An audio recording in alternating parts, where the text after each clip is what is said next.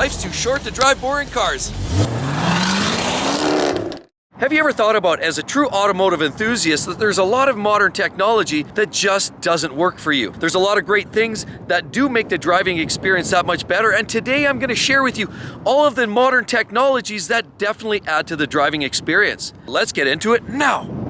So in my opinion, and the opinion of many auto enthusiasts, true autonomy in automobiles is evil. So this is why the common theme you'll find today on some of the best technology is geared primarily around the driving experience and how it improves and adds to the driving dynamics, as opposed to makes things simpler so you can go to sleep and wake up when you get to your destination. So my first favorite technology has to do with forced induction. And while it's not necessarily a new technology, the use of superchargers and turbochargers is used in many different applications in the automotive industry. Superchargers, which essentially is typically driven off a crank pulley, forces extra air and pressure into the intake manifold, yields more horsepower. Turbocharging, another great technology, but this uses exhaust gases off the exhaust side of the engine to initiate the turbo to spin and feeds back in cool fresh air, increased pressure, adding horsepower. Both great technologies. I love them both because they make cars far better than what they might be in a naturally aspirated environment. So what manufacturers now are starting to do is add turbochargers and superchargers and reduce the engine size or capacity, and making up that torque and horsepower with forced induction. Now, where it really gets interesting is when some of the manufacturers, for example, Jaguar with the 5-liter V8 now adds a supercharger. They haven't taken away displacement, they've just added extra forced induction for huge power to the tune of about 575 horsepower. How about McLaren's? Even Ferrari these days is using turbocharging in their 488s and above and beyond. So every single brand is starting to incorporate forced induction to add power, add performance, and increase efficiency overall. So second great technology that I love in some of the modern cars, when the weather's ugly and it's snowing outside or it's raining and you want your car warmed up, but you don't necessarily want to have to go out there and turn the key yourself. This does actually add a certain level of comfort and convenience, and that is the functionality of remote start. Now, with the use of apps like this is for the Jaguar, but Mercedes has an app called Me, and there's lots of other different apps that you can apply depending on the particular luxury car you're driving. It allows that functionality. By the press of a button on an app, it allows you to start your car remotely and as well potentially track the location of your vehicle. It also lets you monitor the health of the battery and the fuel level. So it's the remote control and the apps associated with some of the modern luxury cars that I just love. Now, everybody knows if you're a true car enthusiast, you'll love rowing the gears. In other words, you have a good old-fashioned 5-speed, 6-speed.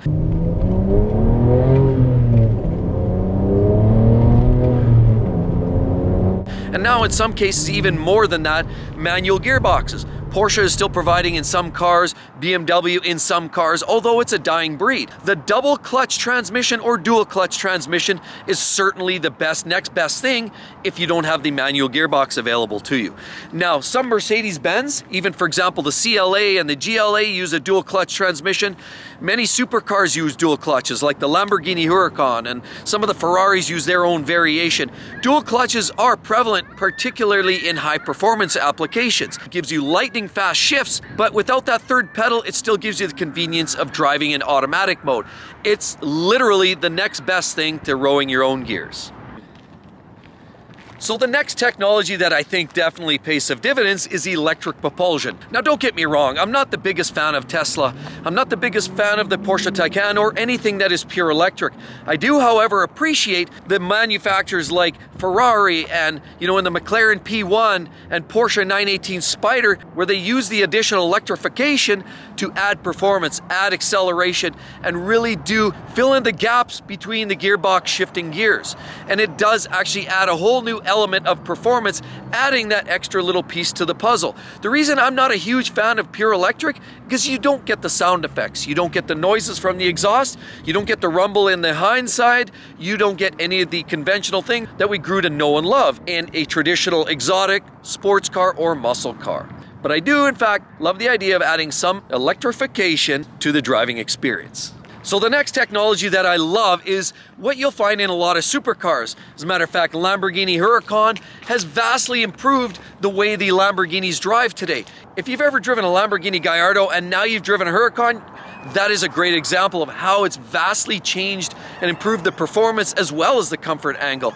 And when you look at a lot of vehicles now, magnetic ride control exists now in the suspension. Inputs, it alters the viscosity of the fluid within the dampers and does adapt to different road conditions.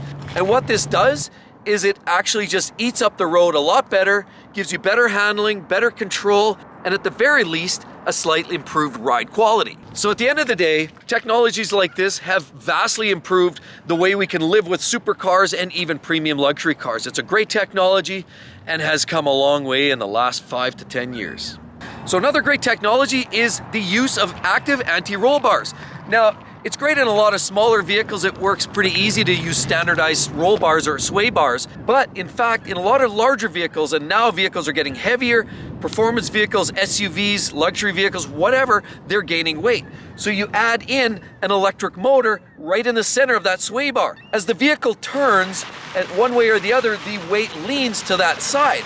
As it leans to that side, there's more of a demand for the suspension to take that up so the vehicle doesn't lean. But active anti-roll bars or sway bars prevent that from happening. The motor, electric motor mounted in the center of that sway bar pushes one way or the other to increase the torsional rigidity to that corner, which then forces that side to be stiffer and allows the vehicle to stay more flat and planted in the corners. So another technology a little bit more specific to particular brands, Chevy uses it a lot. You see it in Corvettes. Now you're also starting to see them in, say, the Camaro, the ZL1 packages. And what they have is the Multimatic DSSV suspension setup.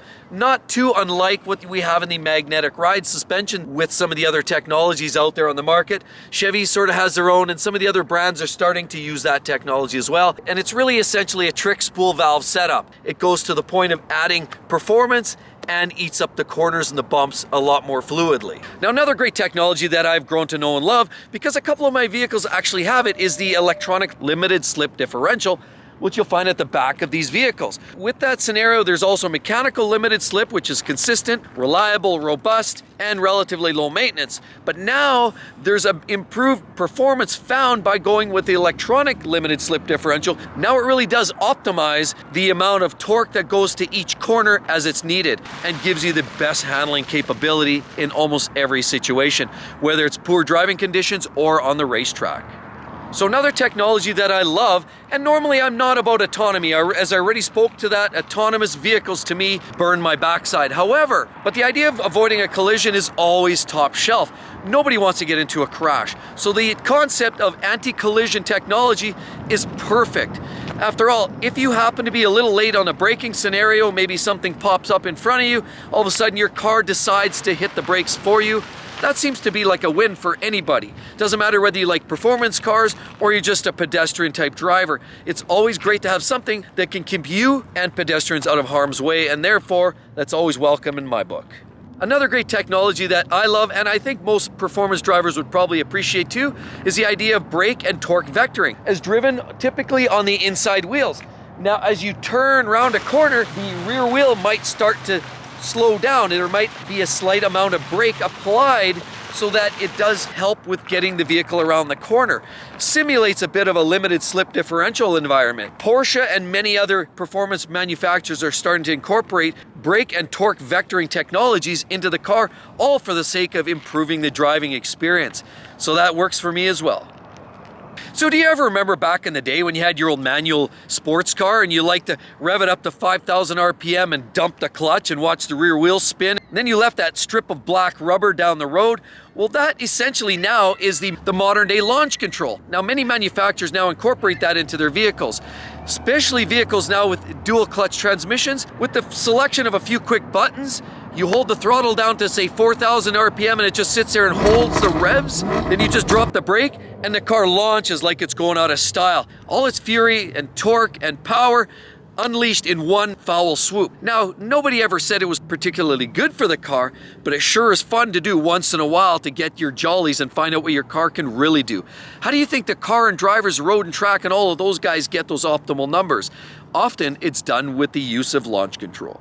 And so you've got this great new shiny luxury car, maybe an exotic car, whatever it is, it's got some shiny paint. The last thing you want to have is for you to bump into something and scratch that beautiful paint. But even more so, What you'd even hate more to have is somebody leaves something behind and you happen to not see. Maybe you roll over a bicycle or a ball, or God forbid you run into somebody, and that could be a really, really bad day for everybody involved. So now the use of backup cameras has been now mandated for cars in North America since May of 2018. So that means every vehicle since then now comes standard equipped with a backup camera, mainly for the intent of protecting pedestrians, bystanders, maybe small children and pets, from getting run over when you're backing up if you can't see them behind a large vehicle. But it also does serve a purpose of possibly saving yourself a big scratch on the back of your bumper. I love that technology in every single aspect, and even though as a driver's perspective, it doesn't really add to the driving experience, it sure does protect your investment and, more importantly, protect those around you that you care about. Now, another great technology I personally like, and I know it doesn't necessarily add to the driving experience, is heated steering wheels. I mean, when it gets cold, and it gets really cold, have you heard of minus 40 degrees Celsius or minus 40 degrees Fahrenheit? That's right, that's the number where Celsius and Fahrenheit roughly cross over. That is really, really cold. And so when you get into these cars and you want to set off and you want to actually not freeze yourself solidly like a block of ice, it's nice to have technology like heated steering wheels so that when you touch this, even though the heater inside the car is working, it still doesn't help heat the steering wheel. But using a heated steering wheel technology does certainly bring comfort that you really can't replicate anywhere else. It is really a welcome technology for those who live in the north. Now, I'll be honest, nothing revs you up more, even as a car enthusiast, than having your favorite tune blasting in the stereo. And how else do you do that? You can't do it with a crusty old stereo, your AM radio that you used to have in the old classic cars. You need something modern. Bang & Olufsen, Mark Levinson and Lexus. You've got Bose, and the Meridian systems that you often find in Jaguars and some of the other brands. Having those stereo systems both add quality to the audio experience, so when you're driving down the road, ripping on it, listening to your favorite tunes, it just gets you excited and it just makes you feel good about the whole driving experience.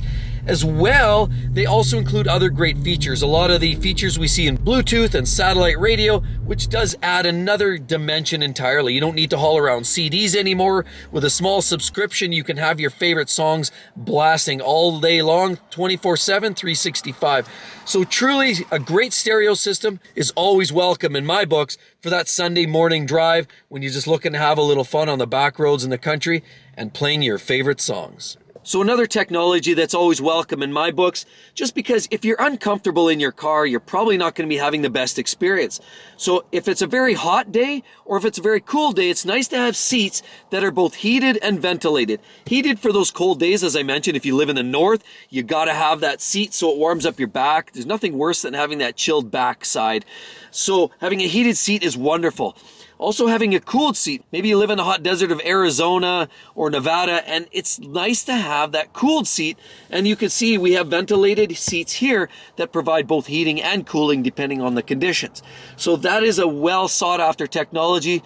And it seems like it's fairly mainstream, but it's still surprisingly not in every single luxury car today. And with all of that said, if you've been shopping for a new car, be sure to check out that video. You're going to love it. It's going to share with you some of the tips and tricks that I share with you so you don't get ripped off at the dealer. Hope to see you guys real soon. Catch you then. Bye-bye. V6 is in...